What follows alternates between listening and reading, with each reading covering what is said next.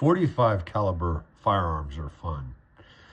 Admittedly, watching Face Off the other day, the Kimber 1911 is somewhat resembling the Desert Eagles that Casper Troy fired at the beginning of the movie as Castor Troy. Definitely Nicolas Cage at his bat something crazy finest. Anyhow, let's talk about these two firearms. The Kar 45 is the CW 45 over here, and its only safety is the trigger, and that is fantastic because that's how I like my firearms. I'm sticking to it because muscle memory takes time, and also it's just best not to have safeties interfere with you in a tactical or self-defense situation.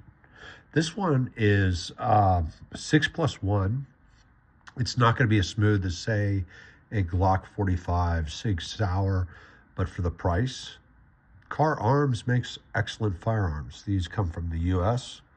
and are well made, and as you can see, have a nice magazine, as well as a rack slide that's very quick and easy to use. In fact, let me show you the magazine here. It's nothing fancy, single stack, but again, 45 plus 240 grain power does some work compared to, say, your 115 and 9mm grade calibers or your 95 grain 380s.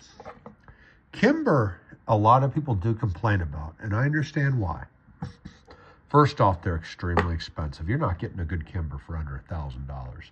Do they make some other firearms? I'd be leery of them. I'd stick to their 1911 45s. As you can see here, this is the Kimber Custom Carry Pro. This is a good firearm for the range. In fact, this gives me very good, tight groupings at a multitude of different distances, whether close or far. This is the Cadillac of pistols here. Now, the only thing I don't like about this one is it is, of course, 1911. So it's not going to be as light as, say, a Glock or a small Sig Sauer.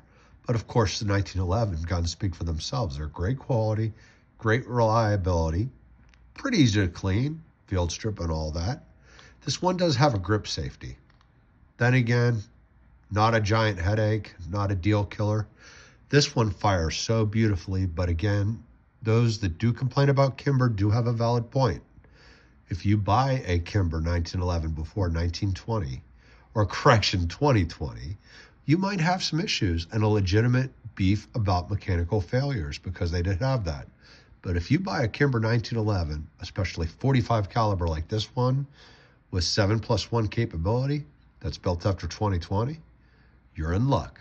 Safe shooting, be safe, and please subscribe for more.